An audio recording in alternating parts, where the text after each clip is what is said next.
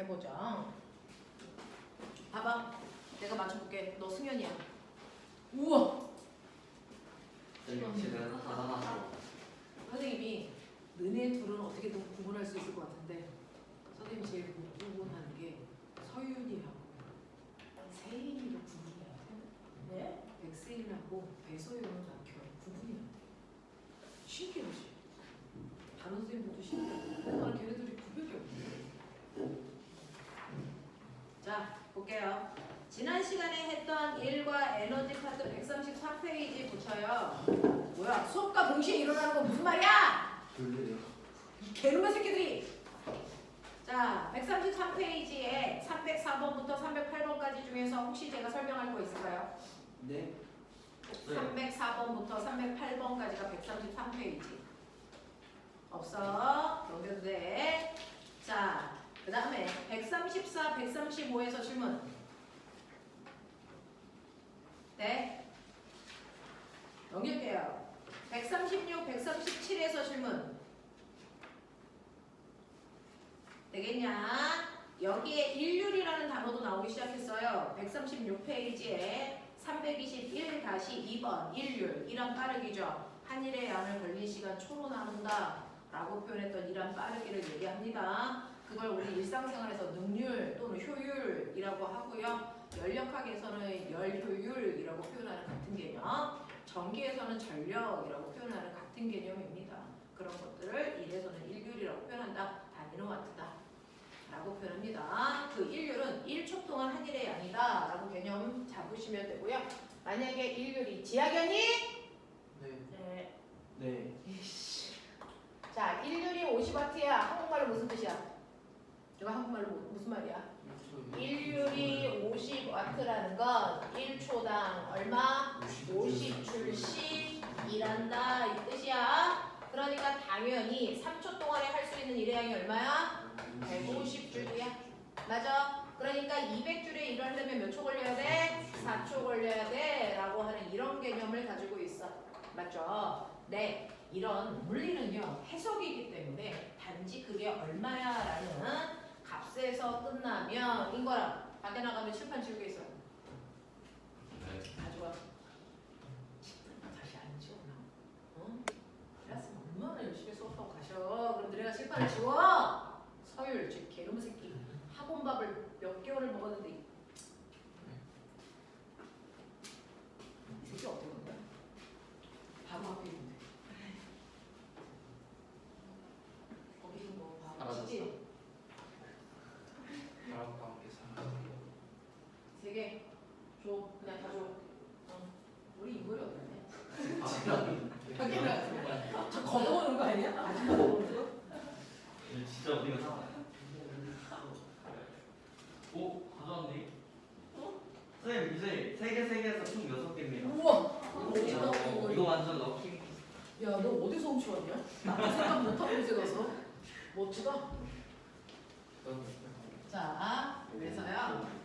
이런 식으로 일한 빠르기의 개념은 중학교에 없었던 개념이지만 여러분들이 알고 가시면 훨씬 더 좋은 심화된 개념이니까 말씀드렸어요. 자, 그 다음에 두 번째 거 질문 받을게요. 자, 여러분들이 137페이지까지 질문 없다고 했고요. 137페이지는 저번 시간에 표현한 일의 원리, 도구를 사용한 일. 맞죠? 도구라는 걸 사용하는 목적, 뭡니까? 도구를 사용하는 목적, 뭡니까? 모든 도구는 힘의 이득을 볼 수 있다. 맞아, 틀려?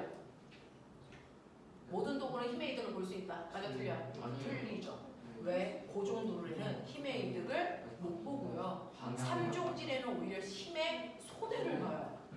됐죠? 그래서 모든 도구의 목적이 힘의 이득을 보는 건 아니야. 목적에 맞겠어. 됐어? 어떤 아이는 힘의 이득은 못 보지만 힘의 방향만을 바꾸죠. 그게 바로 고정도로래요. 됐어? 그런가 하면 대부분 보편적인 도구는 힘의 이득을 보려고 주로 쓰고요. 됐어? 하지만 여러분들이 알고 있는 쪽집게라든가 또는 낚싯대 같은 것들은 오히려 힘의 손해를 봅니다. 그래서 왜 그러냐면 여러분들이 알고 있는 핀셋이라고 하는 쪽집게요. 이렇게 되어 있어요. 그래서 여기를 내가 힘줘서 눌러서 눈썹을 뽑아요. 맞아? 그럼 꼬맹아 여기가 무슨 점?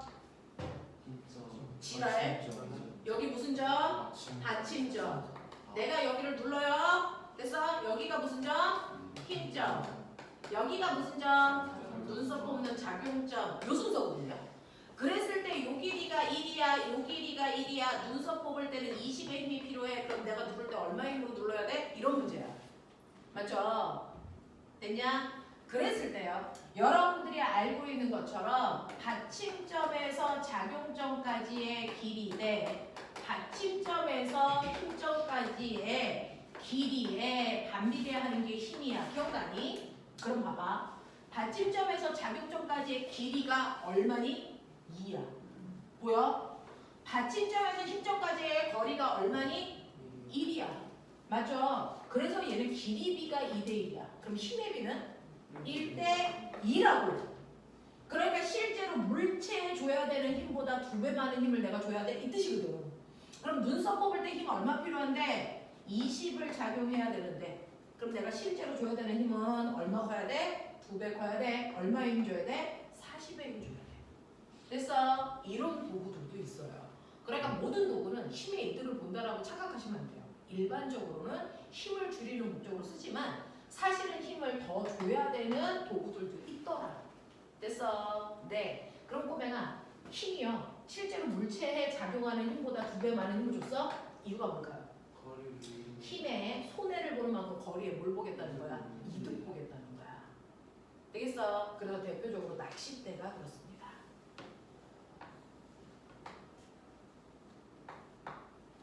물고기. 됐어? 밀. 자, 손으로 여기 잡고 여기를 돌리죠. 그러니까 아까처럼 여기가 뭐야? 받침점. 여기가 뭐야? 힘점. 여기가 뭐야? 작용점이야. 맞죠? 그래서 여기가 1이고 여기가 1이면 똑같이 받침점에서 작용점까지의 거리가 얼마고? 2고. 그래서 받침점에서 힘점까지의 거리가 얼마야? 1이야. 그럼 내가 이 물고기 잡아당길 때 물고기한테 줘야 되는 힘이 20이라면 내가 이 릴을 돌릴 때 필요한 힘은 얼마니? 라고 하면 길이비가 2대 1이니까 힘의 비는 1대 2로요. 물고기에 작용하는 힘보다 2배 많은 40이라는 힘을 줘서 돌려야 돼. 그러니까 사람들이 멸치를 잡아 올리는데 아빠는 고래라고 생각하잖아. 왜? 힘이 더 많이 드니까. 됐어? 그러면 이렇게 힘의 손해를 보는 도구 왜 써? 라고 얘기하면 이 힘에 손해를 보는 도구를 쓰면 반드시 거리에 뭘 봐요? 이득을 봐서 내가 니를 한 바퀴 돌려서 줄을 감은 양이 1m라면 물고기가 물 밖으로 빠져나온 거리는 얼마가 되니? 2m가 돼. 그래서 물고기를 물속에서 빨리 걷어내려고 그래서 이동거리에 이득을 보기 위해서 우리가 이렇게 낚싯대를 써요. 알겠죠? 그래서 모든 도구가 힘에 이득이 있을 거라는 착각을 하지 말아라. 용도에 맞게 쓰는 거다. 알겠습니까? 이런 얘기들도 여러분들이 좀 알아두시면 좋겠다. 그 얘기가 여러분들 137페이지에 있어요. 자, 그 중에서 325번에 찾았지. 325번에 받침점, 작용점, 힘점 그려봐. 표현해봐. 어디가 받침점, 어디가 작용점, 어디가 힘점인지 병따개에다가 써봐.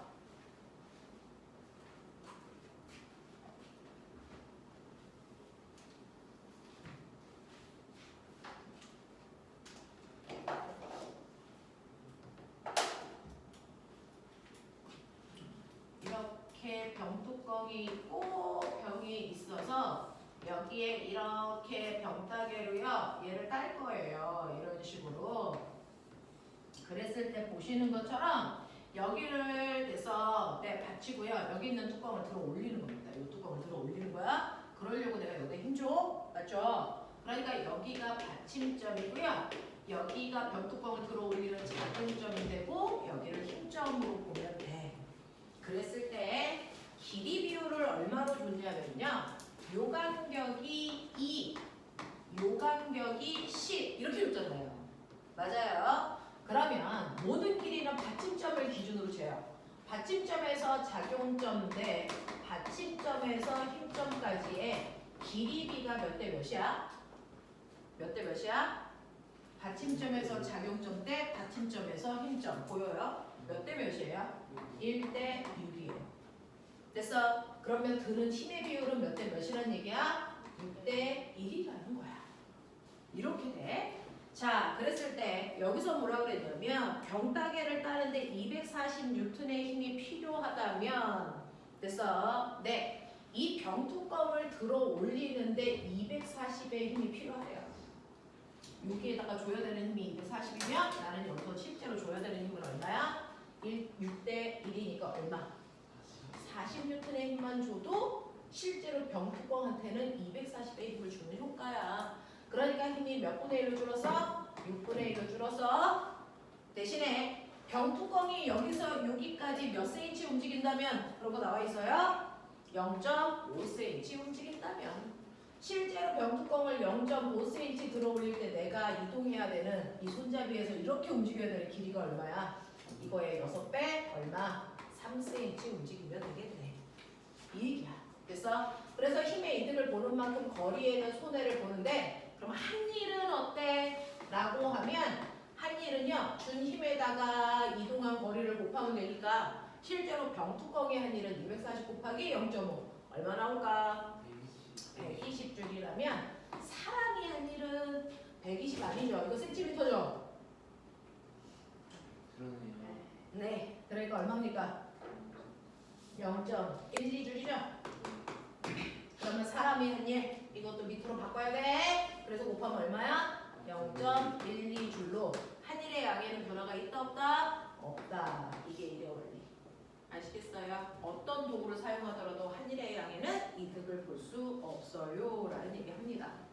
되니? 네. 서인아 이해돼? 자 넘어갈게요. 선생님이 138페이지에 27번, 28번은 수업 시간에도 해드린 것 같은데 맞습니까? 네. 자, 138페이지, 139페이지가 도르래와 빗면을 이용한 일의 성질을 나타낸 건데 이 중에서 제가 설명할 건 뭐 있을까요? 괜찮아? 인거랑 괜찮아? 네. 네. 자기 질문 자기가 하시고요. 특히 332번은 중학교 교과서에도 있는 그림이죠. 이런 문제 나왔는데 틀리면 다 뒤져. 자율학과 실습할 거야. 알겠지? 창문 열고 떨어뜨려 버릴 거야. 이거 틀리지 마.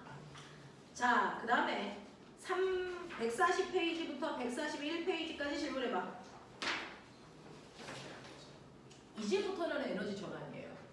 됐어. 전 우주적으로 에너지의 총량은 일정해요. 근데 서인아, 에너지의 총량은 변하지 않는데 왜 어른들이 에너지 절약하라 그래? 신기하죠? 어차피 내가 에너지를 써봤자 위치 에너지가 운동 에너지로 바뀌고 됐어? 운동 에너지가 마찰에 의해서 열 에너지로 바뀔 거잖아. 그럼 에너지의 총량은 100이었던 게 그냥 형태만 달라지지 100이야. 알겠어? 전 우주적으로 에너지의 총량은 안 바뀌어. 지구 안에 있는 에너지의 총량도 안 바뀌어. 근데 그럼에도 불구하고 에너지를 절약하는 이유는 뭘까요? 라고 하면 인거라 보니?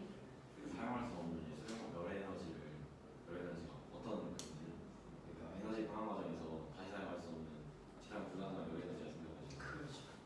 실제로요. 에너지의 총량은 언제나 100이지만 맨 처음에는 우리가 사용할 수 있는 형태의 에너지와 사용할 수 없는 형태의 에너지가 있거든요.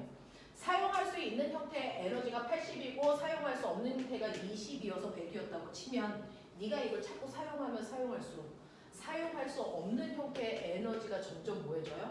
많아져요. 우리가 쓸 수 있는 형태의 에너지는 점점 줄어들어요. 그래서 절약하는 거야. 그래서 그러면 최종적으로 우리가 사용할 수 없는 형태의 어떤 에너지로 전환됩니까? 바로 열 에너지. 열 에너지는 아직 우리가 과학기술로요. 그 열 에너지를 저장, 통제할 수 있는 기능이 없어요. 그래서 그나마 열 에너지를 제일 잘 보존할 수 있는 게 보온병 정도야. 알겠냐? 그래서 그래요. 그죠? 그래서 우리가 사용할 수 없는 형태의 에너지로 전환되기 때문에 에너지를 절약하라는 거지 에너지의 총량이 준다는 건 아닙니다. 네? 괜찮구나? 그러면서 우리는 에너지가 이렇게 변하는 에너지의 뭐에 대해서 머릿속에 넣어야 돼? 전환 과정을 봐야 돼. 그죠? 에너지 전환 과정을 봐야 돼. 어떨 때는 위치 에너지가 운동 에너지로 바뀌고요. 어떨 때는 운동 에너지가 마찰에 의한 열 에너지로 바뀌어. 그래서 네, 이런 식으로 에너지가 뭐가 뭘로 바뀌는지를 봐야 되는데 바뀐다는 얘기는 무슨 말이야? 위치의 에너지는 뭐 한다는 얘기고 줄어든다는 얘기고 운동 에너지는 늘어난다는 얘기야. 그랬는데 운동 에너지가 20 늘어났어. 이거 무슨 말이야? 위치 에너지가 20 줄었죠. 운동 에너지를 20이 늘지 않고 나 이거 80 늘게 하고 싶어. 방법이 뭐야? 라고 하면 위치 에너지를 80만큼 줄일 수 있는 방법을 생각하면 되죠. 같은 말이야. 알겠어? 에너지는 전환되기 때문에 하나의 에너지가 는다는 얘기는 상대방의 에너지가 준다는 얘기거든요. 그래서 어떤 에너지를 많이 줄이느냐에 따라서 늘어나는 에너지의 양을 변화시킬 수 있다. 그래서 이런 얘기야. 같은 말이야. 그래서 운동 에너지를 증가시킬 수 있는 방법을 찾아라고 하면 정말 애들은 운동 에너지는 2분의 1 mv 제곱이니까 질량을 증가시켜요, 속력을 증가시켜요. 이거밖에 일을 못하지만 우린 배운 사람들이니까 운동 에너지 증가량을 증가시키는 방법은 이것들을 증가시키는 방법도 있지만 MGH라는 위치 에너지의 감소량을 더 크게 하는 방법이잖아. 그러니까 물체를 더 높은 데서 떨어뜨려. 이런 얘기 가능하지. 그래서 이런 얘기도 할 수 있어야 된다. 우리는 배웠으니까. 자, 그래서 141페이지에 해당되는 내용의 에너지 전환이고요. 중학교 3학년 6단원도 이 부분을 얘기하는 에너지 전환이에요. 그래서 자, 그러면 140, 141단에는 질문 없습니까? 그리고 내가 너네들한테 얘기했죠. 우리는 속도를 조금 빨리 해서 가야 되기 때문에 일일이 다 숙제 검사를 할 수는 없지만 그래도 책임감 있게 숙제는 해보세요. 그죠? 네, 넘어갑니다. 자, 142, 143에서 질문하시는데요. 여러분들이 보시는 339번 보이세요? 339번은 무슨 에너지가? 자, 에너지 전환 불러. 위치 에너지가? 운동 에너지로. 운동 에너지가? 쇠못을 박는 일을 하는 데 쓰는 거예요. 됐죠? 네. 그래서 얘 같은 경우에는 추가 가지고 있는 위치 에너지가 운동 에너지로 바뀌고 그 운동 에너지가 어떤 일을 하죠. 무슨 일을 하냐면 거기에 있는 말뚝을 박는 일이에요. 그러니 위치 에너지 감소량이 100이면 운동 에너지 증가량도 얼마였을 거고 100이었을 거고 물체가 떨어지다가 말뚝을 받고 멈췄으니까 운동 에너지는 거꾸로 0이 되면서 한 일의 양이 얼마가 된다? 100이 된다. 이런 얘기야. 단지 형태만 달라지는 거지 총량은 변하지 않습니다. 라는 얘기를 끊임없이 하고 있어. 네. 자, 근데 말뚝을 박는 일을 할 때요. 말뚝이 땅바닥을 뚫고 들어가잖아요. 그럼 말뚝이 한 일은 뭐 곱하기 뭘로 계산할 수 있을까? 네. 말뚝과 바닥 사이에 뭐에다가? 마찰력에다가 말뚝이 박힌 뭐? 깊이 됐어. 거리. 이거 곱하면 되잖아. 그치? 근데 맨 처음에 추를요. 요만큼의 H 높이에서 떨어뜨리니까 위치 에너지가 100이었어. 그게 운동 에너지로 바뀌어서 일하는 양도 100이겠죠. 됐죠? 그랬을 때 이때 말뚝이 박힌 깊이가 2cm 바뀌었다고 치자.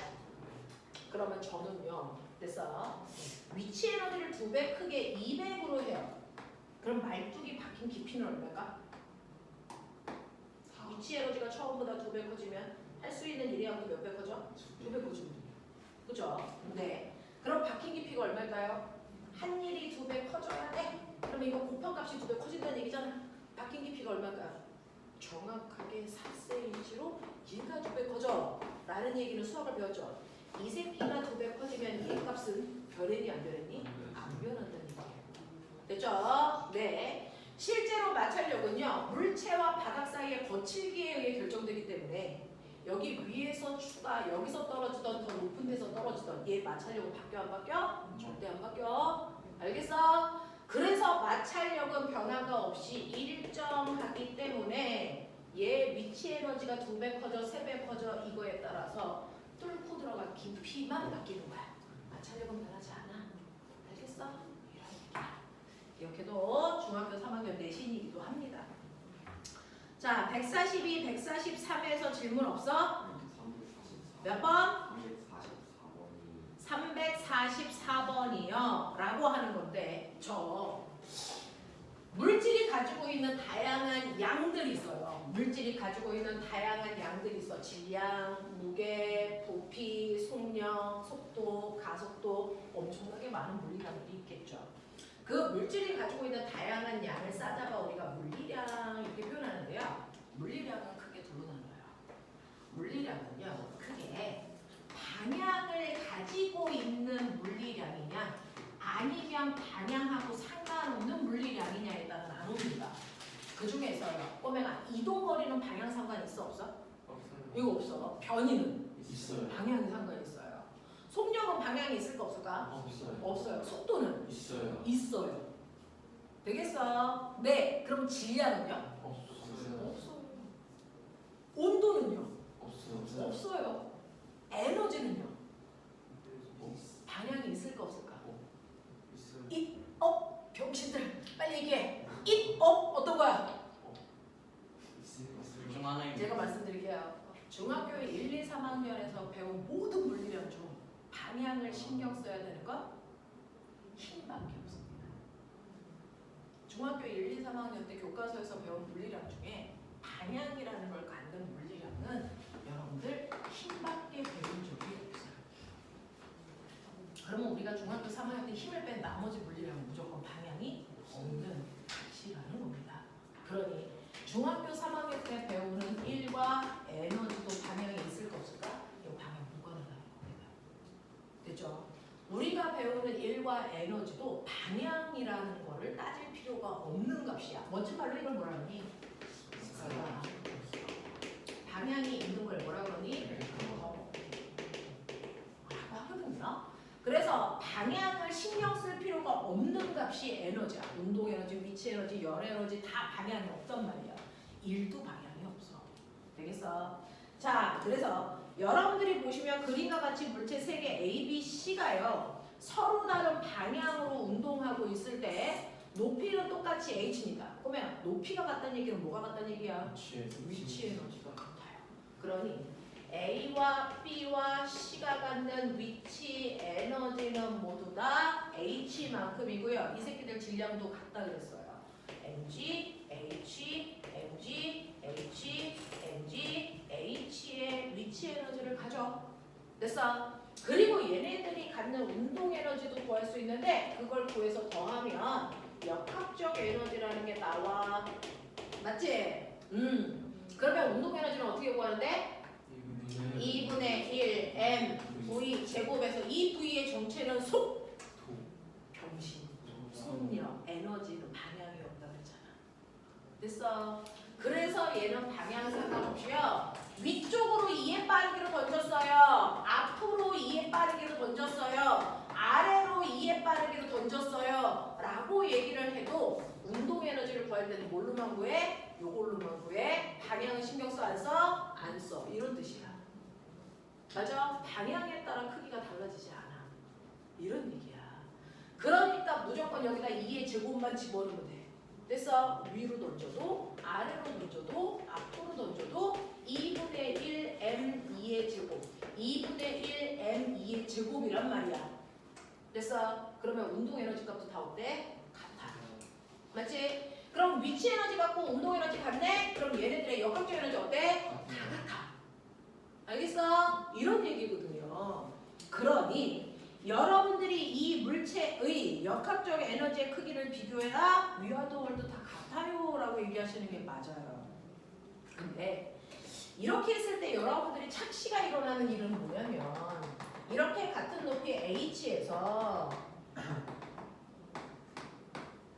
A는요 어디로 던지는 거냐면 위로 던지고요. V의 속도로.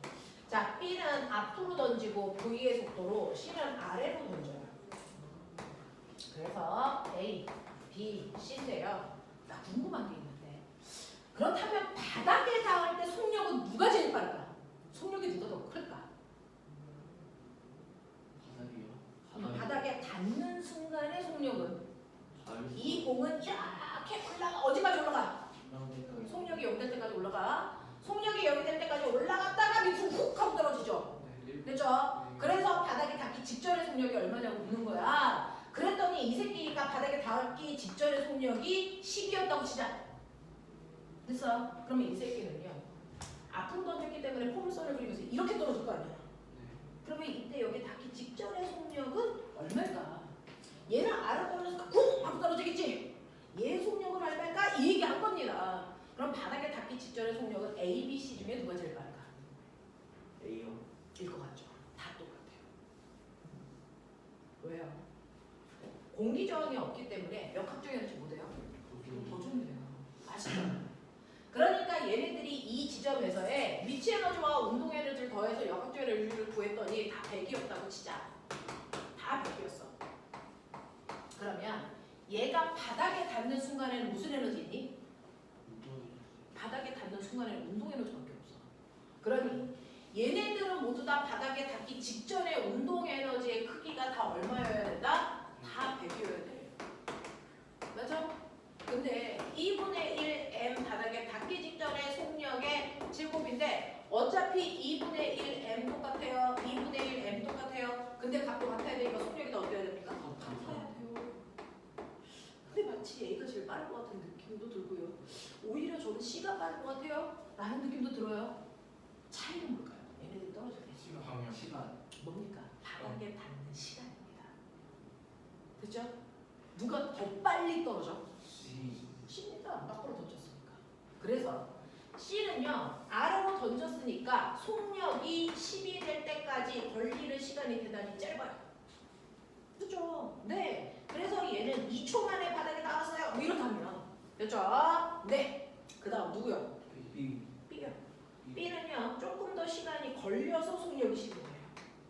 됐어? 그래서 시간이 3초 만에 B는요. 그래서 속력이 10돼서 바닥에 닿았어요. 이거고요. C는 올라갔다가 내려가니까 더 시간이 많이 걸려서 바닥에 닿을 때 속력이 10인 것뿐이야.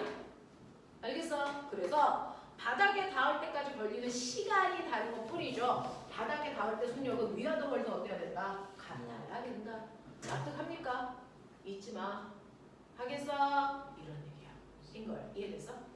오케이. 문경고. 근데 위치 에너지가 최고가 되는 지점이 200 거쳐야 되는 A에서는 나중에 B가 그래야 된다. 뭔 말이야? 여기 속력이 0이 되는 이 지점이 역학적 에너지가 똑같이 100인 지점이겠죠? 그 높이 될 때까지 올라갔다가 떨어지겠죠? 그래서 여기서도 역학적 에너지 100, 여기서도 100, 여기서도 100.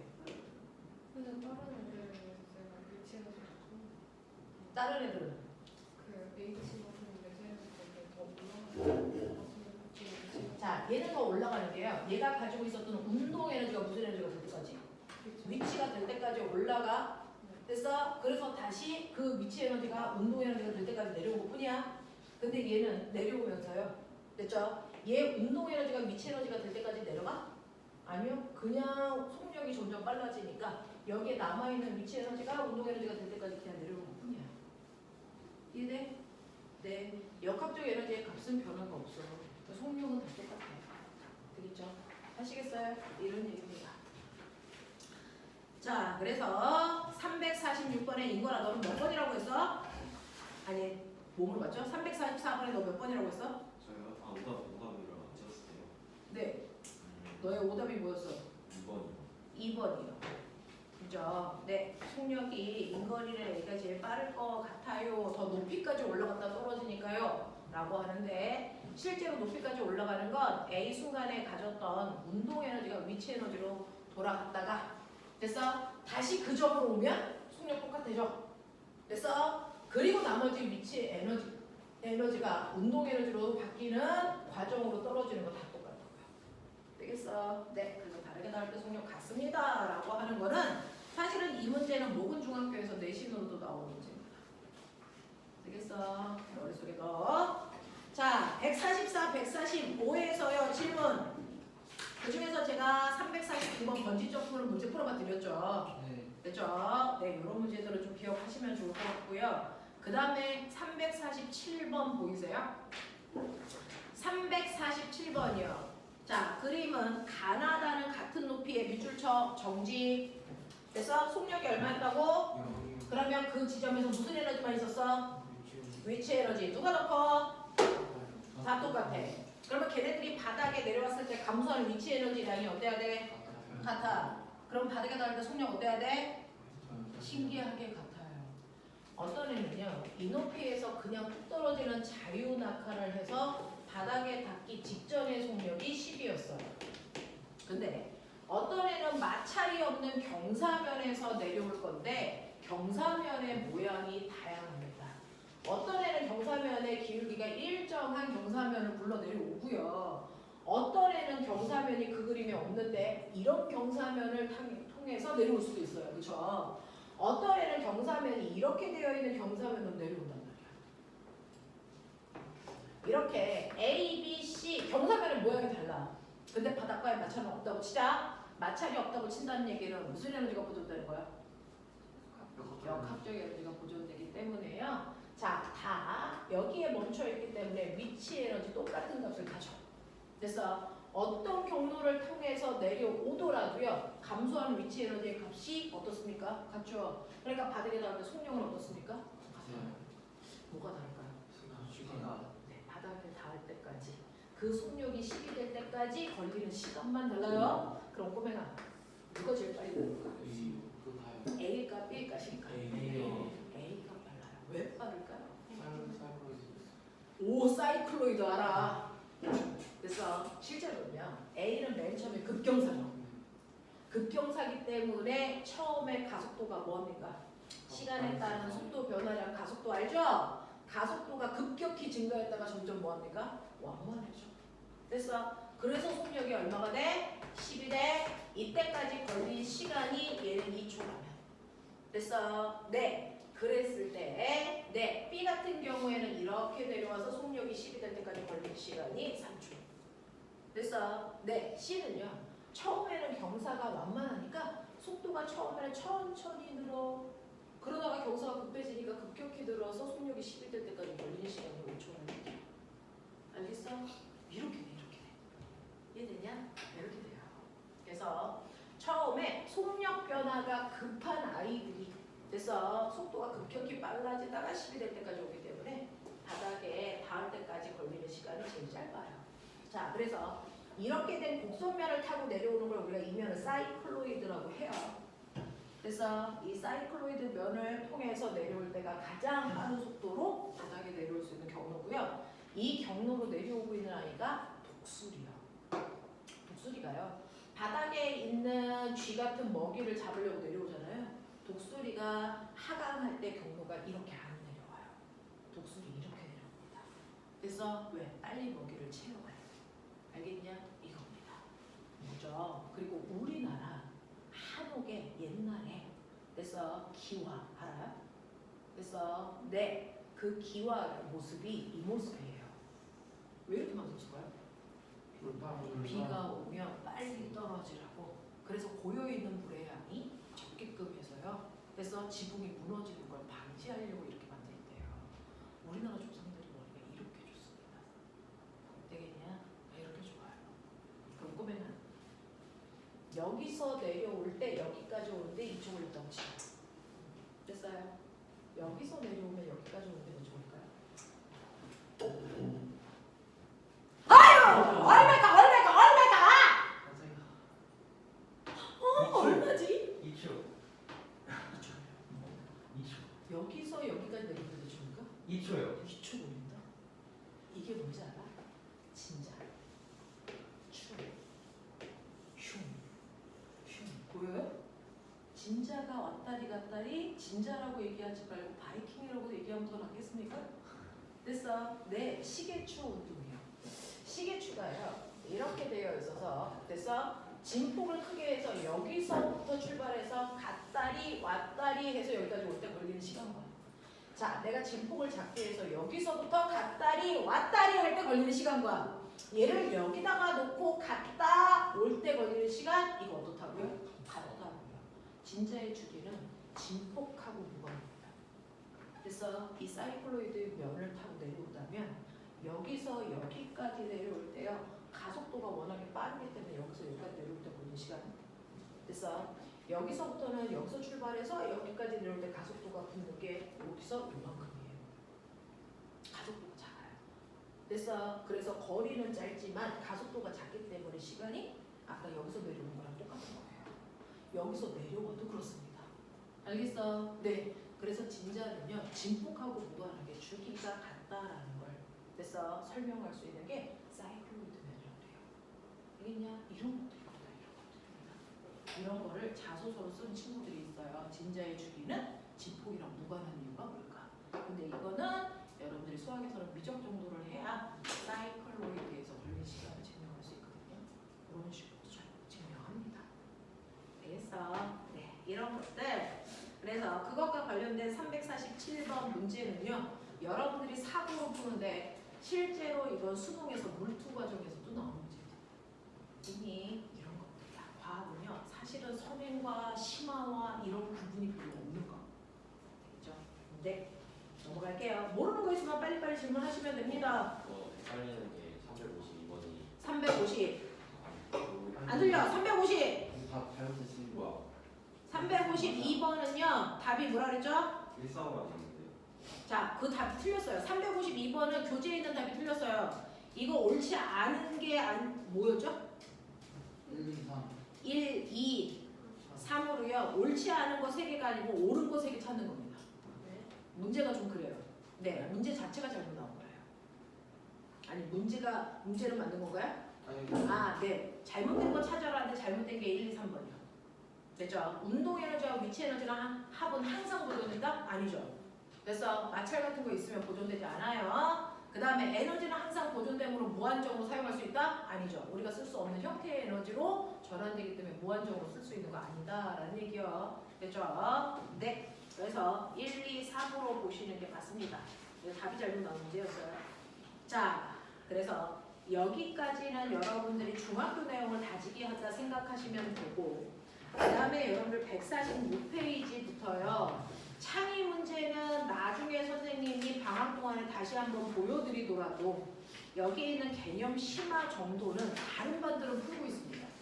다른 반들은 풀고 있는데 우리 반은 이 부분 스킵하고 넘기고 있지만 풀 수 있는 사람들은 풀어보시는 게 좋습니다. 개념 심화 문제를. 너네도 여기까지 풀어오라 그랬나? 159? 오케이. 자, 그럼 볼게요. 자, 146, 147에서 질문. 365번이요. 365번 보시면 이 부분을 채은이가 못 푼 이유가 있어요. 그게 뭐냐면 벡터 합성이라는 건데 저번 시간에 선생님이 힘을 합성하는 거 잠깐 보여드리지 않았어요? 같은 방향일 때 힘은 뭐 하는 게 합성한 힘을 구하는 방법이야? 네, 10N의 힘과 20N의 힘이 A라는 물체에 동시에 작용해요. 이 두 힘은 어느 방향으로 작용하는 두 힘입니까? 같은 방향으로 작용하는 두 힘이라면 이 힘을 합성해서 하나의 힘인 알자 힘 또는 합력을 구하는 방법은 실제로 두 힘을 뭐하면 돼? 더하면 되고요. 두 힘의 방향으로 그 더한 하나의 힘이 작용한다라고 봐도 무방하다라고 얘기했어요. 그쵸? 그러니까 같은 방향으로 작용하는 힘들은 더하는 게 알자 힘 또는 합력을 구하는 방법이야. 자, 그런가 하면 항상 모든 힘이 같은 방향으로 작용하는 건 아니잖아요. 이런 식으로 오른쪽으로는 20N, 왼쪽으로는 10N이라고 하는 서로 반대 방향으로 작용하는 힘도 있어요. 됐죠? 이렇게 반대 방향으로 작용하는 힘에서는 알자 힘을 어떻게 구하면 된다 그랬어요? 큰 힘에서 작은 힘을 뺀 만큼만 힘이 작용하고 알자 힘 방향은 항상 큰 힘이 향하는 방향입니다. 그래서 얘는 오른쪽 방향으로 10N의 힘을 주고 있는 것과 같은 효과야 라고 얘기합니다. 됐죠? 네. 그래서 반대 방향으로 작용하는 힘들은 빼야 알자 힘을 구할 수 있는데 그럼 문제는 같은 방향으로 작용하는 힘하고요. 반대 방향으로 작용하는 힘이 있는데 똑같이 10N하고 20N의 힘이 작용했었는데요. 얘는 알자 힘이 30 연락해줬죠? 얘는 알자 힘이 10 연락했죠? 됐어요? 그럼 우리가 느낄 수 있는 건 뭐야? 힘은 같은 방향으로 작용할 때 최대의 효과를 만들어내. 반대 방향으로 작용할 때 가장 작은 최소의 효과를 만들어내. 그럼 봐봐. 어떤 힘이 있는데 하나는 3N짜리 F1이라는 힘이 있고 하나는 4N짜리 F2라는 힘이 있는데 두 힘을 합성할 거야. 근데 방향은 내 마음대로 막 조절할 수 있대. 됐어? 그러면 얘네가 만들 수 있는 최대의 알자 힘은 얼마일까? 7N이야.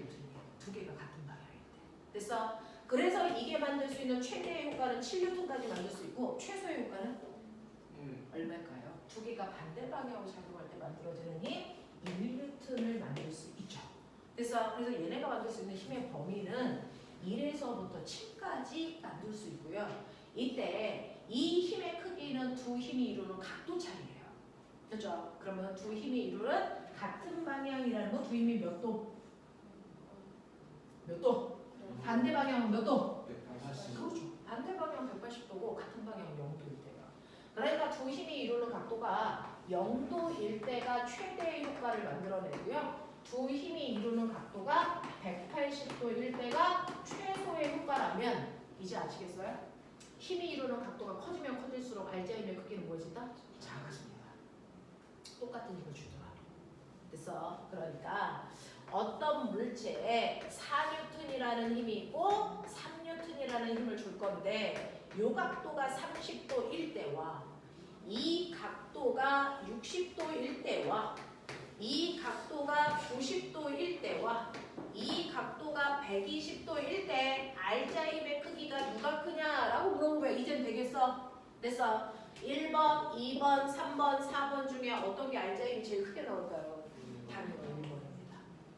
근데 학교에서 같은 방향 반대 방향을 여러분들이 배웠든 안 배웠든 본인 피부로 알죠. 그것만으로 이걸 여기까지 끌고 갈 수 있어야 된다. 이게 사고력이라고 생각하는 거예요. 학교에서. 하지만 실제로는 이거는 루트에서 배웁니다. 됐죠? 네. 그래서 사고력이 있어서 스스로 여기까지 끌고 갈 수 있는 사람도 있지만 보편적으로는 중간에서 멈추거든요. 그래서 그걸 선행이라고 하는 여러분들이 고학년 때 배우는 내용들이 남들이 갖던 그 사고력을 한 번 더 짚어보는 그런 내용들이야. 사실은 새로운 걸 배우지는 않습니다. 그런 얘기거든요. 그래서 각도에 따라 알자 힘의 크기가 달라지는데요. 그러면 이렇게 같은 방향도 반대 방향도 아닌 비스듬한 방향이라고 하거든요. 이렇게 비스듬한 방향일 때 알자 힘 어떻게 구한다고 그랬어? 평행사변형 그렸을 때 대각선의 길이가 힘의 크기야. 됐어? 평행사변형 그렸을 때 대각선의 길이, 평행사변형 그렸을 때 대각선의 길이, 평행사변형 그렸을 때 대각선의 길인데 실제로 보시면 대각선의 길이가 점점 뭐해지고 있어요? 짧아지고 있죠. 됐어? 이런 얘기거든요. 이런 얘기거든요. 그래서 여러분들이 보시는 것처럼 정지하고 있는 4kg짜리 물체에 30N과 40N의 힘을 동시에 주고 밑줄 쳐 직각이라는 거죠. 직각을 주는 이유는 여러분들 수학 시간에 썼던 피타서, 특수각서 그런 얘기예요. 됐어? 네. 그래서 이거 90도이고요. 하나는 30N, 하나는 40N이니까 너네 알죠? 이거 몇 N이니? 50N이죠. 3대 4대. 됐어? 그거 쓰라는 얘기입니다. 자, 그래서 이때요. 네, 힘을 동시에 직각 방향으로 작용했을 때 물체가 10m 이동했다면, 그죠? 각각의 힘이 한 일은 얼마이겠습니까? 라고 하는 거죠. 자, 그러면 10N의 일을 하는데 물체가 어느 방향으로 움직였을까요? 알자인 방향으로 움직였겠죠? 그래서 그러니까 얘는 이 방향으로 50N의 힘으로 이렇게 갔겠죠? 되겠어요? 네. 그래서 50N의 힘으로 이 아이가 얼마만큼 이동한 거냐면 10m 이동했다라고 합니다. 됐어? 그러면은 이 알자 힘이 한 일은 얼마인데요? 얼마입니까? 알자 힘으로 10m만큼 했으니까 얼마? 500줄이겠죠. 그래서 네, 그래서 합력이 한 일은 500줄입니다. 이렇게 가시면 되고요. 각각의 힘이 한 일은 얼마입니까? 라고 했으니까 수평에 작용하는 40N의 힘과 수직이 작용하는 30N의 힘이 각각 얼마 일을 했는지를 뭐라는 얘기 아닐까요? 뭐라는 얘기 아닐까요?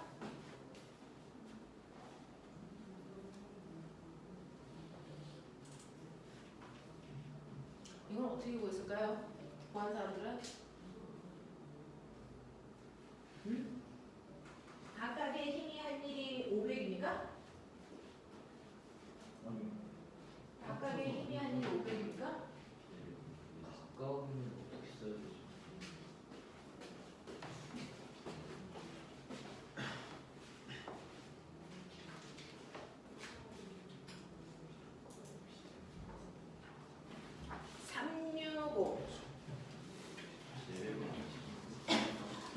비례배분합니까? 그냥 실로 나눠가지고 이거 아닌데? 비례배분합니까? 모르겠어.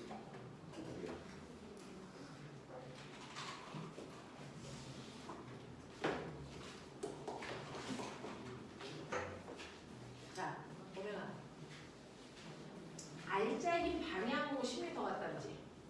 그러면 요거 간 길이가 얼마야? 10이지. 네. 맞아? 그러면 이변의 길이는 얼마고 이변의 길이는 얼마야? 직각이잖아. 6이랑 8이요. 얼마야 돼? 여기 얼마? 6m. 여기 얼마? 8m. 이거 얼마? 10m. 맞아? 이거 이래? 그랬을 때 내가 너네들한테 했지. 한 일은 힘의 방향으로 이동할 거리를 곱하는 거라고. 그러면 첫 번째 수평 방향 몇 뉴턴의 힘으로? 40뉴턴의 힘으로 몇 미터 나가냐? 8m. 120. 그래서 320이라고 하는 황당한 숫자가 나오는 거지. 응? 수직 방향은 얼마의 힘으로? 30뉴턴의 힘으로 몇 미터 밀고 갔니? 6m죠. 이 힘 방향으로 움직인 건 이거잖아요. 그래서 얼마 나오니? 180. 80. 오, 거기서 500이요. 근데 내가 뭐라 그랬어? 1은 스칼라야 100%야? 100. 머리에 안 넣어? 1은 방향 상관없는 스칼라 값이라고 했지. 그러니까 이 방향의 한 일은 선생님 320이고요. 이 방향으로 한 일은 180이니까 이거 합성해서 한 일은 이렇게 나와야 되는 거 아니에요? 이거 병신이라고 해요. 1은 벡터가 아니고 뭐야? 스칼라. 그러니까 방향 상관 있어 없어? 없어. 그러니까 그냥 320과 180의 일을 했으니까 그냥 더해. 얼마 나오니? 총 힘이 한 일은 얼마다? 500이야. 이렇게 나온다.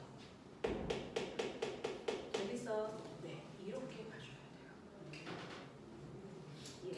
이래. 네. 그래서 이렇게요. 별표 치시고요. 여러분들이 가지고 있는 중학교 개념으로 풀 수 있는 범위를 벗어난 문제이긴 하지만 대단히 좋아요. 합성하는 방법이 1은 스칼라기 때문에 방향 상관없이 그냥 1 양이 나오면 더하면 돼.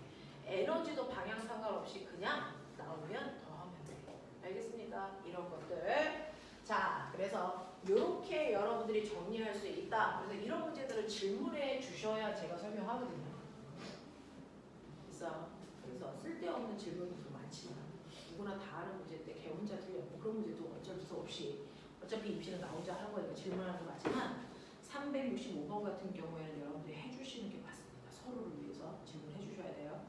자, 그래서 각각의 힘이 한 일은 여러분들이 알고 있는 320과 180 기억하시고 알짜임의 한 일은 500이고요.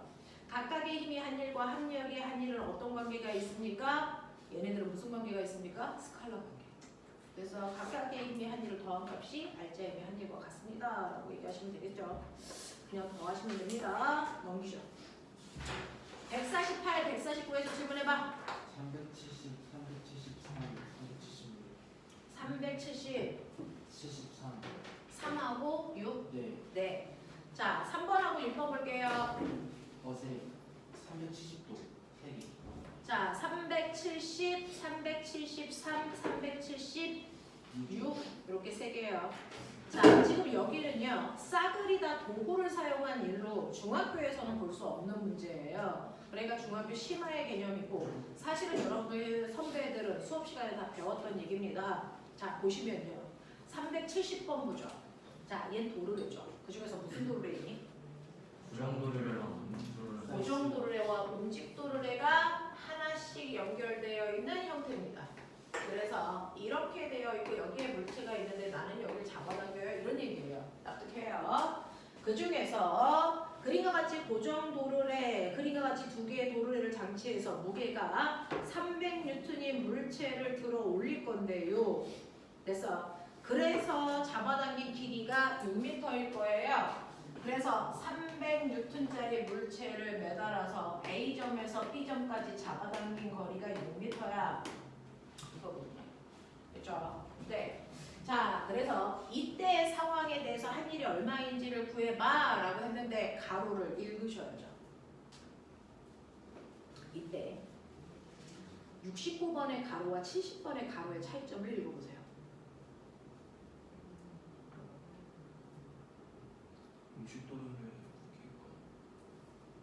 자, 얘는 마찰은 없고요. 자, 여기에서는요.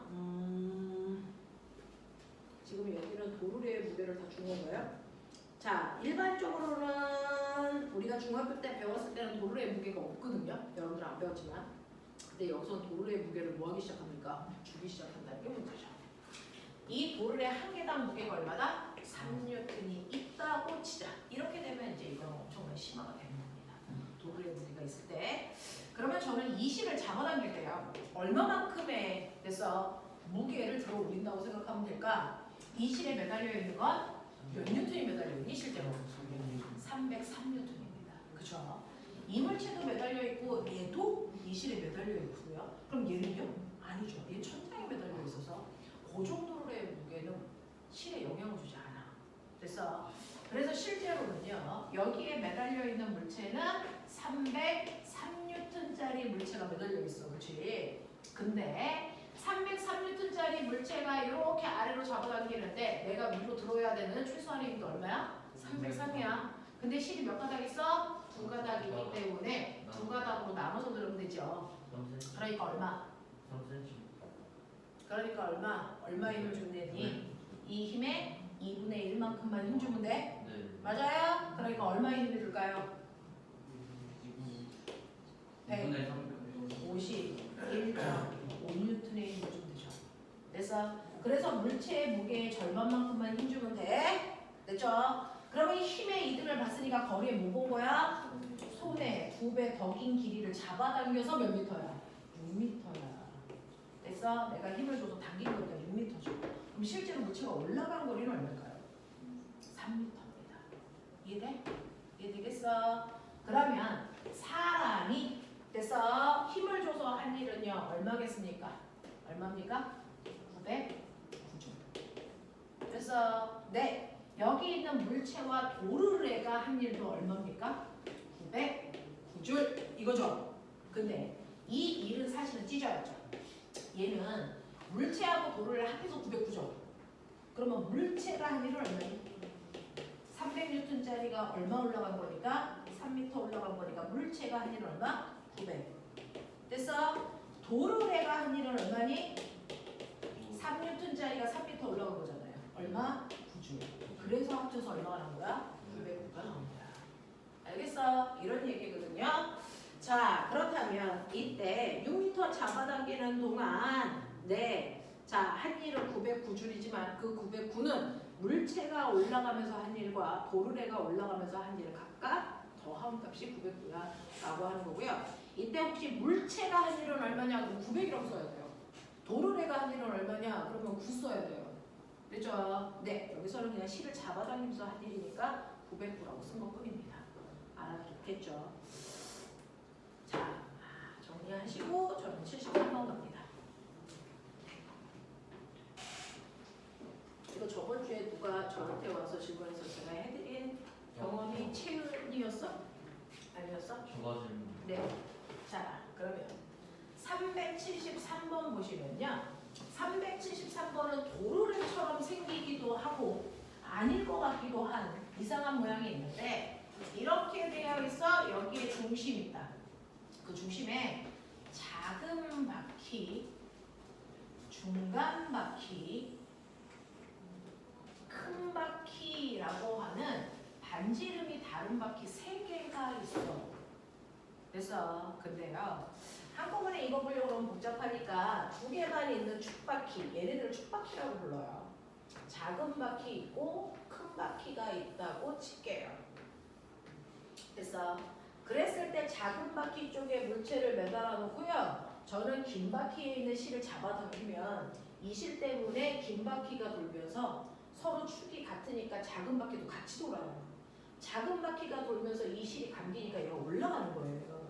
그래서 이런 구조를 우리가 축바퀴다라고 하지만 이거 다 쓸데없어요. 이거 지뢰입니다. 지뢰. 지뢰 어디 있는 지뢰냐면 당연히 요 가운데가 받침점이에요.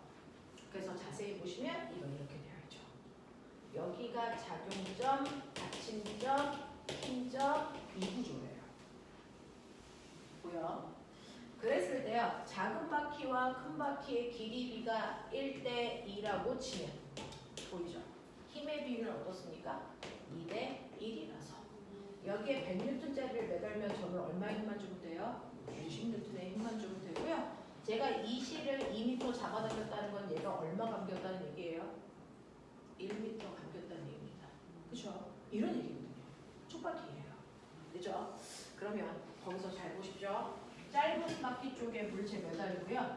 긴 바퀴 쪽에 실이 있는데 실이 이 중간 바퀴에도 있어. 이것도 잡아당기고 가장 긴 바퀴에도 있어서 이 실도 잡아당겨. 두 실을 동시에 잡아당깁니다. 그렇죠? 그러면 첫 번째 중간 바퀴 보면 여기가 받침점 이렇게 되어 있는 실이에요. 작용점, 받침점, 힘점. 맞아? 길이 몇 대 몇이야? 1대 2대요. 그래서 요 길이가 1이고 요 길이가 얼마? 2. 그래서 네 중심으로부터 가장 긴 바퀴까지의 반지름 얼마고? 3이요. 이런 얘기인데 우리는 일단 두 개만 볼 거니까 1대 2야. 그럼 길이비가 1대 2니까 힘의 비가 몇 대 몇이겠어? 2대 1이겠지. 근데 내가 이 실을 얼마 힘으로 잡아당겼어? 400의 힘으로 잡아당겼다면 얘한테 준 힘은 얼마라는 거야? 800을 일단 작은 바퀴가 준 거야. 그래서 800에다가 800을 준 거야. 그쵸? 근데 실을 하나만 잡아당긴 게 아니고 두 가닥이죠. 이 실이 얘한테 준 힘은 800이야. 그러면 이 실이 얘한테 준 힘을 구해서 두 개 더 해야 돼. 자, 그러면 바퀴는 요번에는 이렇게 된 거죠. 맞아? 이거 길이비가 1대 얼마입니까? 3이죠. 알아? 그러면 힘의 비율은 얼마입니까? 3대 1인데 얘한테 준 힘도 얼마야? 400. 그러면 얘가 만든 여기 힘은 얼마가 돼? 네, 1200. 그래서 두 개를 합해서 얼마 준 거야? 2000이라는 힘으로 얘를 잡아당깁니다. 신기하죠? 그래서 얘는 2000N의 물체를 들 수 있어요. 이런 얘기입니다. 괜찮아? 하겠어? 이런 얘기죠. 처음 풀어서 그래요. 너네가 저 모르는 거 엄청 많은가 봐요. 당연하죠. 이제 과학을 해봤자 문의를 해봤자 몇 개월 했으니까 모르는 거 연락만 겠죠. 하나라도 더 알아가려면 문제 많이 푸셔야 됩니다. 그래서 너네 머리가 IQ가 뭐 200이 되는 것도 아니고 150이 되는 것도 아니잖아. 홀랑 해봤자 140이겠지. 미안. 그것도 안 되지. 네. 우리는 IQ가 한 100 요 근처잖아요. 그죠? 그 정도예요. 그 정도의 머리로 이해할 수 있는 문제들을 만든 거야. 근데 대신에 양은 많아야 된다. 많은 양을 풀어야 된다. 이런 문제는 경험을 통해서 알게 되는 거죠. 처음부터 아는 새끼들이 이상하죠. 이렇게 보시면 됩니다. 이게 바로 지뢰를 이용한 촉바퀴라는 도구고요. 저렇게 되어 있는 게 아빠 자동차의 핸들입니다. 아빠 자동차 핸들이 박혀에 있는 바퀴라서 적은 힘으로 그 무거운 바퀴를 돌립니다. 알겠어요? 네, 핸들이 촉바퀴의 구조를 가지고 있어요. 이런 얘기고요. 그래서 네, 여기 촉바퀴예요. 비켜! 저기 앞에 있는 언니들 보게!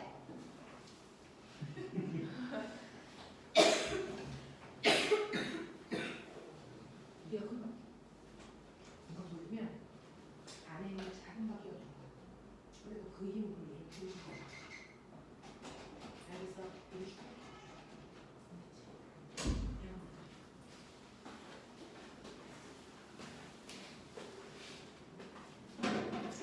자,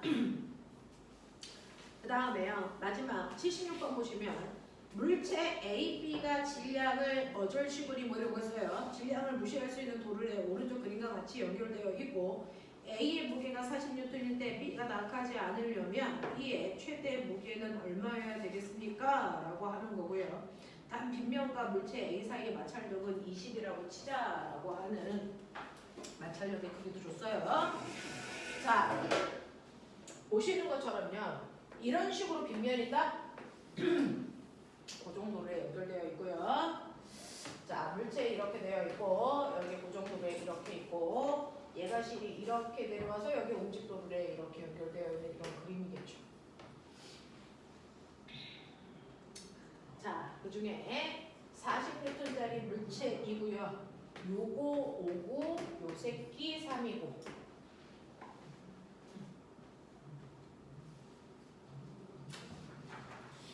그랬을 때요.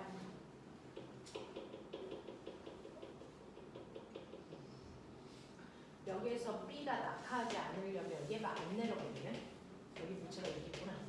여기 있는 B가 내려가지 않으려면 내려가지 않는다는 건 이 자리에 정지되어 있으려면 이런 뜻입니다. 그렇죠? 얘가 이 자리에 정지되어 있으려면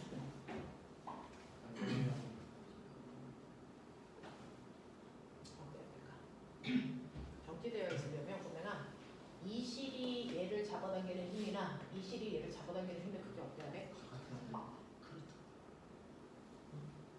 그러면 얘는요 이쪽으로 잡아당겨요. 얘가 내려가려면 얘가 올라와야죠. 되겠어? 내려가지 말라며. 그럼 얘는 올라가지 말아야지. 그래 안 내려오잖아. 그죠? 그럼 얘가 올라가려고 그러면 마찰력 어디로 잡는 겁니까? 근데 너 얘로 잡는 거야. 그죠? 몇 뉴턴?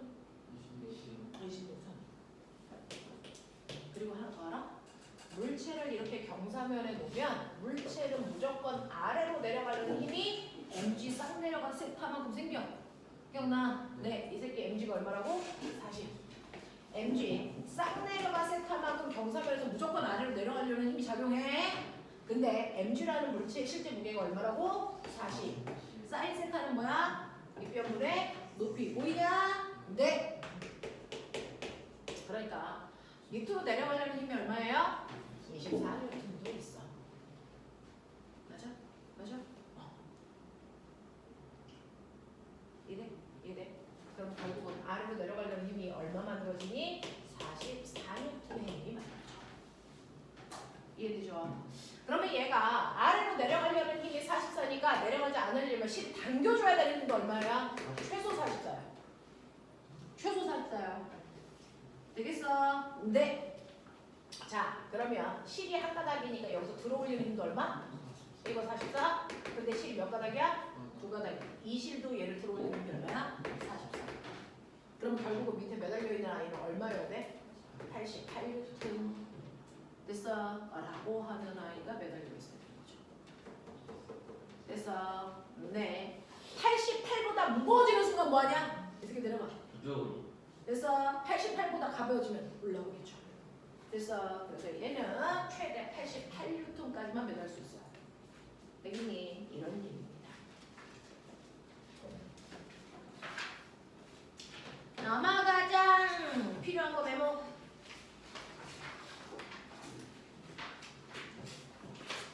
멋지다 내 새끼들. 6개 다 해왔네. 150, 151에서 10만 379. 더 300. 79하고 80이라고요? 2요. 네, 그럼 79번하고 82번하고 두 개 할게요. 자, 질량 50kg의 물체를 수평면과 30도의 각을 이루는 마찰이 없는 빗면. 그림이 없으니까 네가 그려. 수평면으로부터 이루는 각도가 30도. 거기에 50kg짜리 물체를 수평면과 30도의 각도를 이루는 마찰이 없는 빗면. 마찰이 없는 빗면에 50kg짜리 이런 얘기입니다. 됐어. 자, 그래서 빗면을 따라 6m 끌고 올라갔어. 한 일은 얼마야? 라고 하는 거죠. 그러면 이거 끌고 올라갈 때 이쪽으로 힘줘야죠. 네. 됐어. 네, 얼마만큼 힘줘야 돼요? 최소. 얘가 아래로 내려가려는 힘만큼 주면 되겠죠?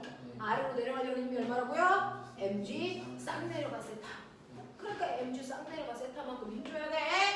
mg 싹 내려가 세타만큼의 힘을 줘서 그 힘으로 밀고 간 거리를 곱해야 한 일 나오죠. 맞아요. 그러면 mg 싹 내려가 세타가 얼마인지 봐야죠. 이 새끼 9.8로 해서도 우리는 10으로 하는 용기. 오씨 내 맘이지. 자, m, g 중학교는 9.8이야. 나하고 할 때만 10이야. 됐어? 사인 세타 2분의 1 이게 힘이야. 거기다가 밀고 간 거리가 몇 미터라고? 어? 6m 6 되겠습니까? 그래서 계산하시면 얼마 나옵니까? 150줄이 아니고 1500줄 되겠습니까? 이렇게 해가시면 되겠죠. 살짝 숫자가 다른 이유는 중력과 속도를 9.8로 했기 때문일 수도 있고요. 그죠? 네, 이렇게 되는데 저는 10으로 할 거예요. 얼마 나왔냐? 네. 얼마 나왔어? 여기요? 응. 1470이 난다. 9.8로 계산해봐. 1470 나오나? 그죠?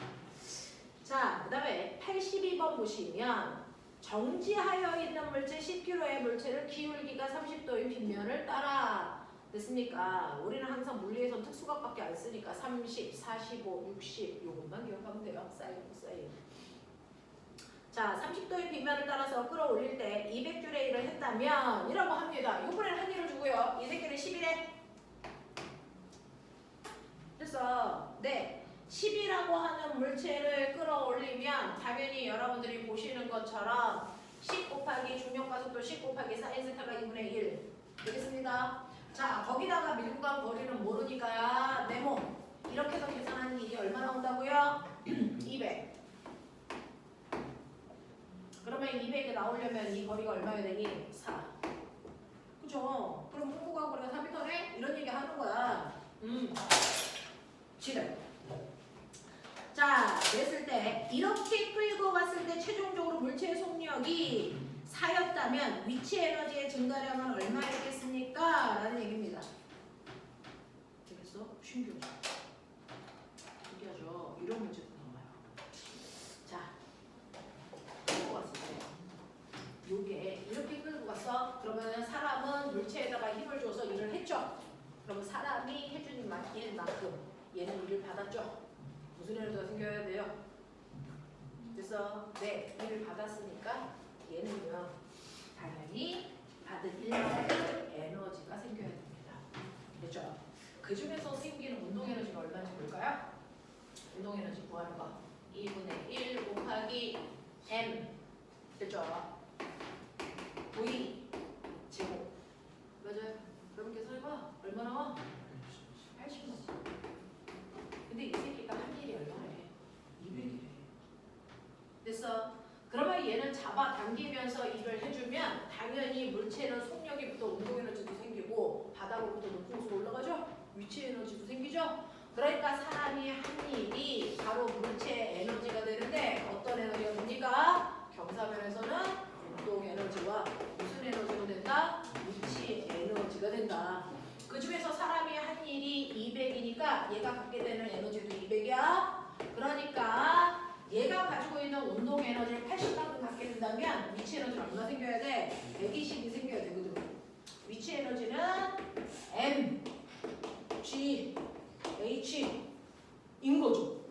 그쵸? 그러니까 얘가 올라간 높이가 얼마다? 1.2m 올라갔네요. 이런 얘기를 하고 싶은데 중력과 속도가 9.8로 계산이 되어 있으면 숫자가 약간 이상하죠. 그죠? 네, 우리는 10으로 계산해서 이렇습니다. 알겠어? 네, 그런 얘기예요. 학교에서 시험 볼 때 중력과 속도 얼마로 해? 라고 써져 있을 거니까 그렇게 하시면 되고요. 요즘에는 중학교에서도 중력과 속도를 10으로 쓰려고 하는 경향성이 생겨나기 시작합니다. 넘어가죠? 152, 153에서 질문. 80 얼마? 너무 빨라. 389 90 4 8 저 2요. 2 끝. 자, 꼬맹아 89, 90, 92, 94 그 다음에 98 이렇게 또 390까지 해주세요. 어? 97이요. 싫어요. 네. 자, 이렇게 돼요. 자, 그래서 하나, 둘, 셋, 넷, 다섯, 6문제예요.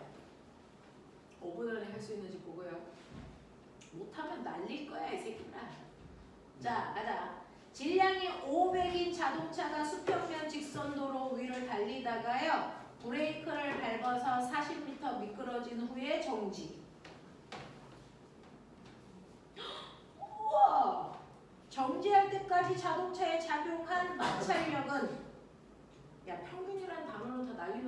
그냥 마찰력이야. 아, 마찰력이 얼마야? 2,500이야. 그래서 네 브레이크를 밟기 전에 속력은 얼마인데? 이런 얘기죠. 아 죽겠다.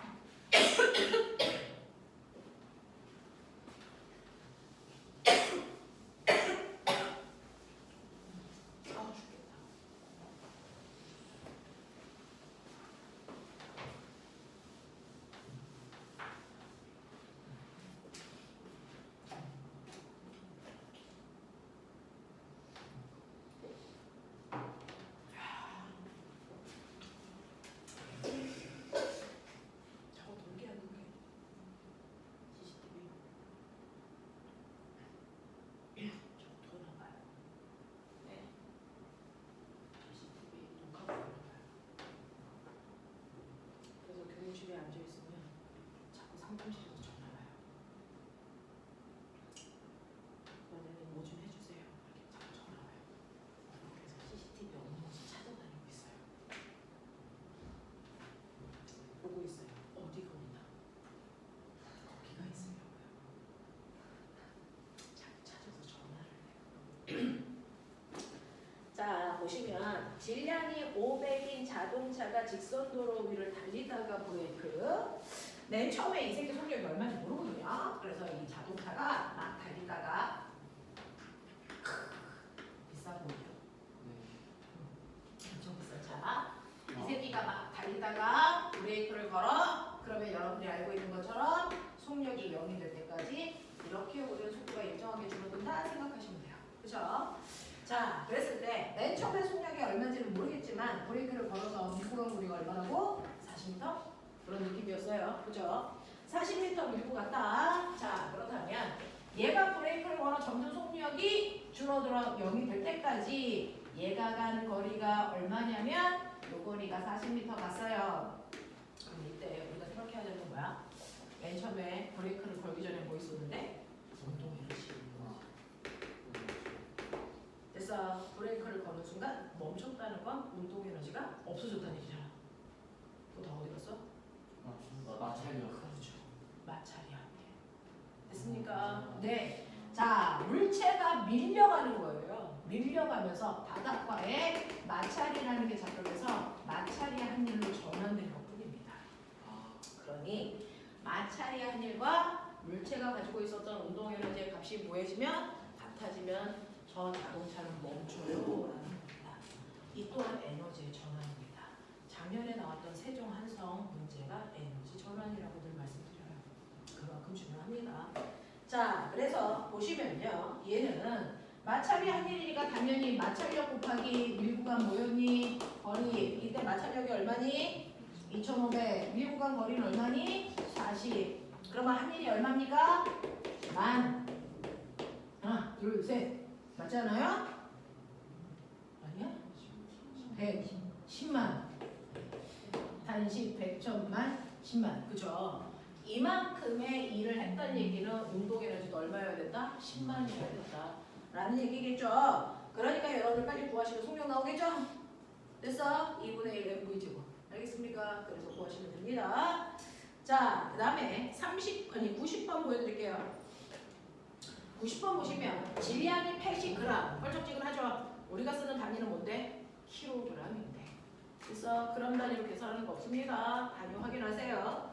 질량이 80g인 탄화를 400의 엄청난 속력으로 쐈더니 나무에 명중해서 나무를 뚫고 들어가서 박혔다. 박혔다는 얘기는 뭡니까? 그 새끼가 박혀서 멈췄다 이 뜻이죠. 왜 멈췄어요? 운동 에너지가 있었잖아요. 마찰이 그래서 탄알이 가지고 있는 운동 에너지가 무슨 에너지로 뭘로 바뀌었어요? 마찰이 에너지로 바뀌었어요. 그 얘기입니다. 그래서 탄알 2분의 1 곱하기 질량이 얼마? 80g이니까 0.08kg 곱하기 속력은 얼마입니까? 400이니까 160000 되겠습니까? 이게 바로 탄알과 나무 토막 사이의 마찰력에다가 밀구간 거리 얼마? 얼마? 5cm니까 0.05 됐습니까? 이게 마찰력. 되겠지? 계속 에너지 전환 나오는 겁니다. 되겠냐? 잠깐 끊었다가 깨요.